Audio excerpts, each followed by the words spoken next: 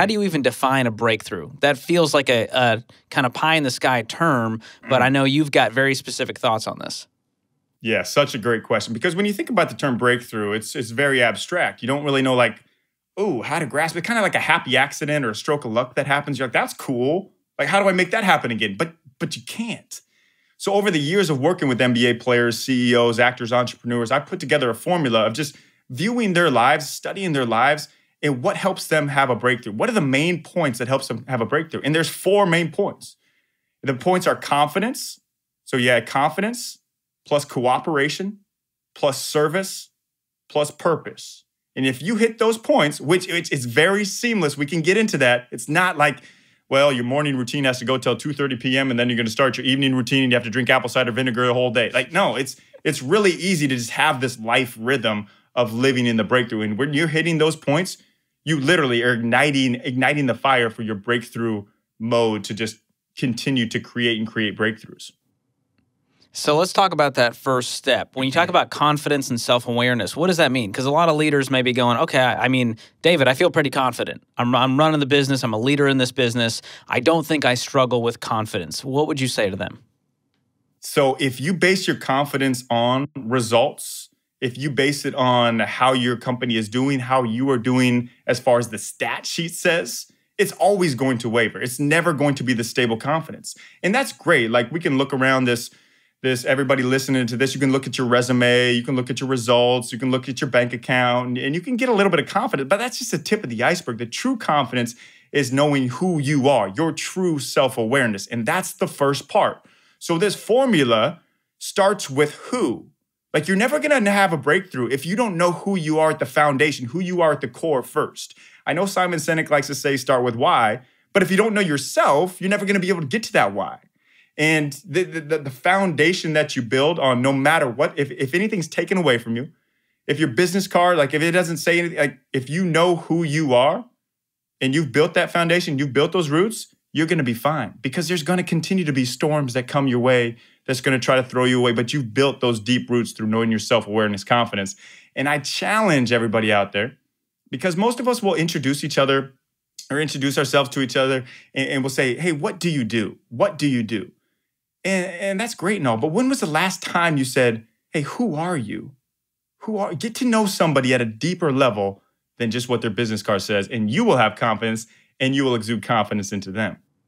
Yeah. How do you step into that in a practical way where you go, all right, David, I'm ready to do some deep work and land this confidence, self-awareness part. How do I take steps towards that?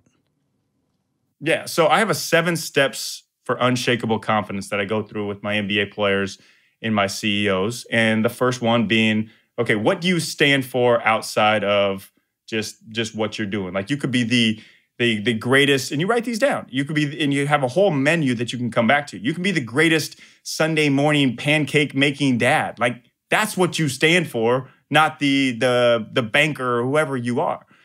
Also, a great thing for confidence is these tools that you're able to just call yourself up into this confidence. So the first one that I use is confidence through comparison.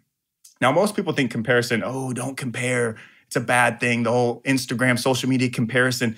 No, choose somebody, and we talked about this earlier, we touched on, choose somebody that's already been there before, who's done it at a high level that you want to do it at, and go find them, go make them your mentor. When I wanted to be an NBA coach, I searched out, like, all I could do was shoot. That's where my Guinness World Records were. That's all I could do was shoot. So I was like, okay, I'll be a shooting coach. I had to find out who the best shooting coach was. It was Chip England for the San Antonio Spurs. And I called him. I emailed him. Like, I did everything to get a hold of him. I even drove out to Las Vegas to NBA Summer League for the opportunity to meet him. And when he saw me, when we finally met, he knew all that work that I was putting in. He's like, okay, this guy really wants it, and took me under his wing and showed me the way.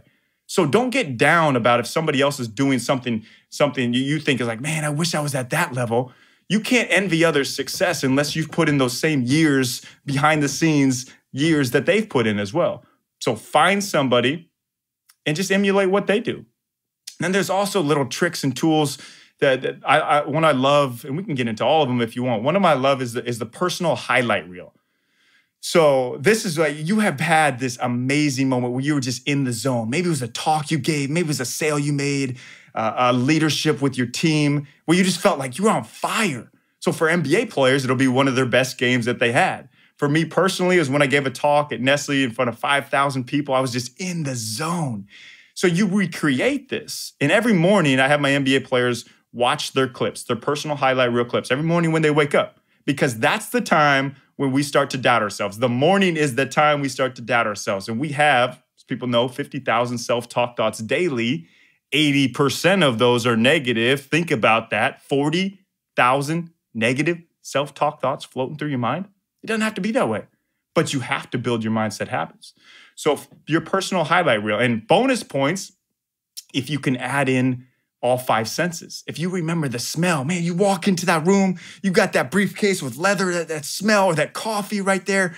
You sit in that, you visualize it, you see yourself there just crushing it because you've been there before. You can get back there again. And most of us will be like, it was that stroke of luck. So personal highlight reel. And then I do something too every morning. So I think it's really important in the morning too that you build these in. I call it the foggy mirror. You're going to walk past a mirror some point in the morning, hopefully to brush your teeth or take a shower. Hopefully you do. Everybody listening does. And that mirror is right there. Imagine it's covered with fog. And that's those negative self-talk thoughts. So literally you have the opportunity to wipe that fog clean. And I'm just making a hand motion with my hands, wiping it clean. It's kind of like the power stance where you're told you stand in a powerful stance and you feel more confident. Yeah, I don't think that one really works, but I know this foggy mirror one works. So every morning when I wake up, when I'm going to brush my teeth, I make this foggy mirror and I'm going to live in this self-confidence awareness. And there's many more tools. If anybody listening wants more, definitely please reach out and I'd be happy to give them to you. Yeah, there are a lot of tools there to set your posture right, especially in the mornings, as you're saying, as you go about your day. That's super important. And as you move through this breakthrough formula, we move from the self-awareness confidence stage into cooperation. What do you mean by cooperation? Yeah, so first you have yourself, okay? That's the foundation. You know who you are. That's your confidence. Then you have to build a team around you because nobody ever did anything great by themselves. It just doesn't happen. And we are all given God-given strength, but far too often we're told by society that, oh, you got to improve your weakness. Oh, you're defined by your weakness. No. Our different strengths are just a compliments wish list that we put together to make this ultimate team. No great team was ever a bunch of superstar. Like think about the 98 Bulls. Jordan, best scorer, best player. Pippen, the best sidekick. Steve Kerr, the best shooter. Dennis Rodman, the best crazy man. You don't know what color of hair he's going to show up with, if he's going to get kicked out of the game or not. But put together, this group of what I call misfits makes an ultimate team. We're all a group of misfits. And I like to tell this analogy of this place called Katz Deli in New York City. For any foodies, you know what I'm talking about. If you've been there, yeah. If you haven't, put it on your bucket list. There's a Reuben sandwich at Katz Deli. It's amazing. It's incredible. But when you break down the ingredients, it's rye bread. Like, I hate rye bread. Swiss cheese, that stinks. Pastrami, gross. Sauerkraut, no way. Put those together, it's taste bud heaven, man. And that's the epitome of these misfits put together. So find the people around you that aren't like you. You don't want to be the American Idol singer whose family's around them and tell them they're so great and you actually are horrible. Like, you don't want yes men in your life. And I surround myself with people who are going to support me. Yeah, I know everybody talks about, oh, my support team, but also the people that are going to challenge me. And the best leaders that I've been around have been the people that will challenge and support, both of those. That's why I surround myself with John Gordon's one of my very close friends, been on the show. Like, he's going to challenge me. I was just with him talking about my next book that's coming out. I was like, John, I got this great idea, man. I'm telling him this idea. He's like, no, that's not it. No. I mean, he'll support me in it if I decide it is. But having people in your life, and also just like your cooperation team, like, who's ever gone to work and, you know what? I can't wait to hang around that guy who's always complaining, that negative guy. Like why be that person? Nobody wants to be around that person. You can place them on the bench. So I know people have distractions. People talk about, oh, I got so many distractions, or this person's distracting me. You can use those distractions to your benefit. Just place them on the bench. Show them through the joy that you have, the cooperation with other people that you have. It's going to become infectious for them. So the next step is your where. So we started with the who, confidence. So the where is your team. the cooperations, putting the group of misfits with different strengths together. Wow. I can't stop thinking about Dennis Rodman as the sauerkraut. I mean, I don't know if that's how you would put it in your mind, but that's a great analogy. Strange on its own, but when paired correctly, it's a beautiful thing.